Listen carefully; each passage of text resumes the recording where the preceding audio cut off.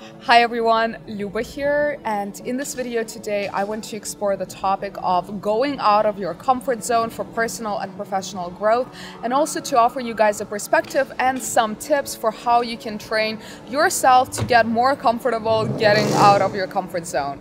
I am in a new setting. I'm in Miami right now.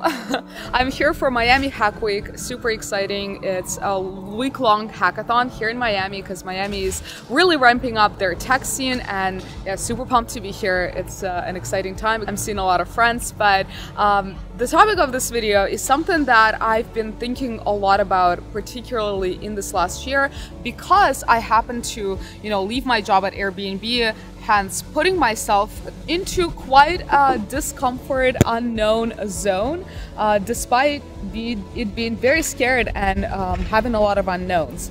And to me personally, as an individual, self-realization, personal and professional growth are incredibly important. And so as much as possible, I try to evaluate whether I am feeling too comfortable, whether I'm challenging myself enough, whether I'm pushing myself enough in a lot of different directions that matter to me, so that I can experience that personal and professional growth that I want.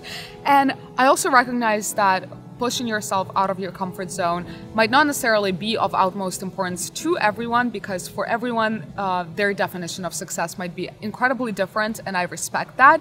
But you're probably here watching my channel because me trying to push myself out of my comfort zone, sharing my insights, probably resonates with you to some extent. So that's kind of exactly why I wanted to tell you guys a little about my own perspective with it, and also give you some tips.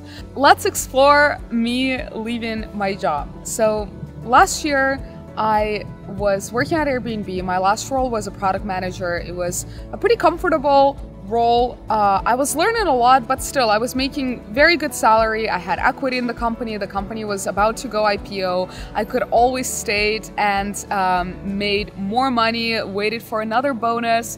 And a lot of people do that because one thing is to do that when you're genuinely incredibly excited and you're still continuing to learn a lot and challenge. But for me, it wasn't quite the case anymore, and I've always wanted to do things on my own and start my own company, and I really felt like that was the right time to do so, even though it was incredibly scary and uncertain. And I have quite a few friends that also contemplate leaving, but they always have that but that comes up, and the but has to do with the notion of the tech golden handcuffs, because there is always going to be another bonus, there is always going to be another equity grant, there is always going to be more money that you're going to leave on the table. So it becomes quite challenging to then take that leap of faith and really step out into the unknown without, the guaranteed good salary, to really explore the unknown and the realm of making something happen on your own.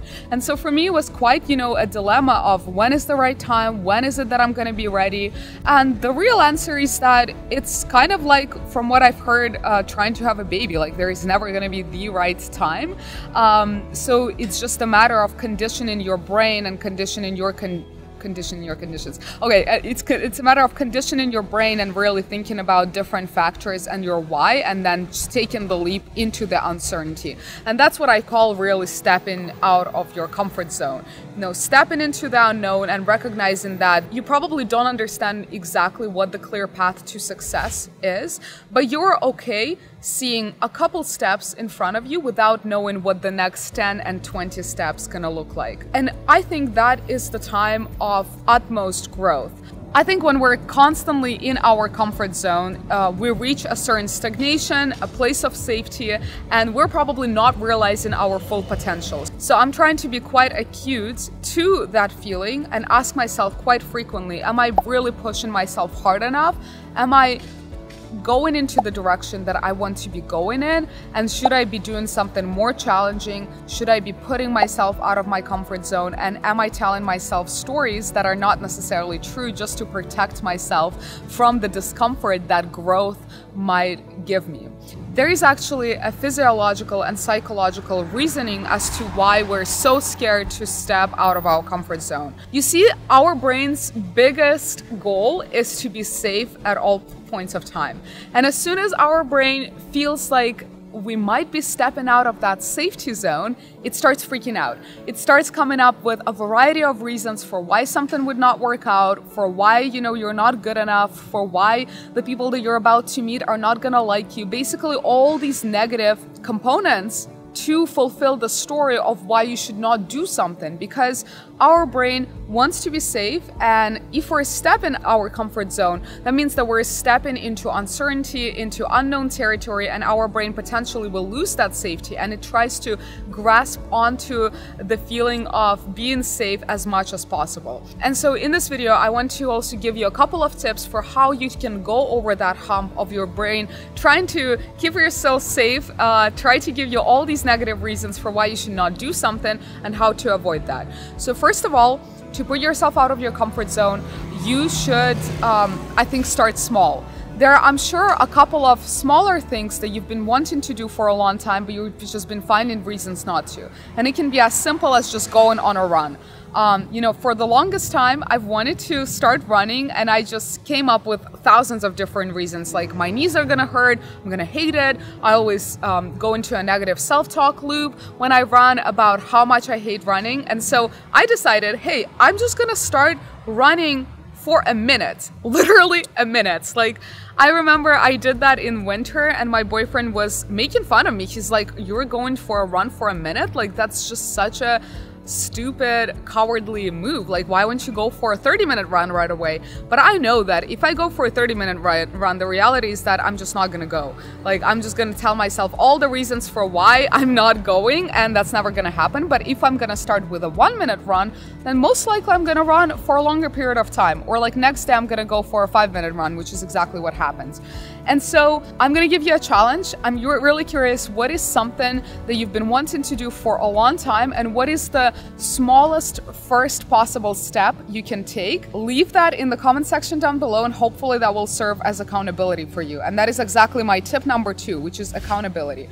I think whenever we're trying to do something that is out of the realm of our normal, a lot of the times finding an accountability partner really works. And the social construct of accountability has been around for ages, and that's why whenever you are hitting up the gym, people recommend, like, find a friend that you will go to the gym with. When people are trying to lose weight, a lot of people would tell you, like, find an accountability partner who's also trying to lose weight, so that you guys both can hold yourself accountable to hit up the gym, to go on a walk, to not eat that junk food that you would eat otherwise. And so accountability circles really work, and just hitting up a friend and publicly announcing that, hey, I want to start writing, I want to start posting on Substack or Medium, can you please hold me accountable? Or literally just announcing that without saying, without the ask of holding yourself accountable, is also incredibly powerful, because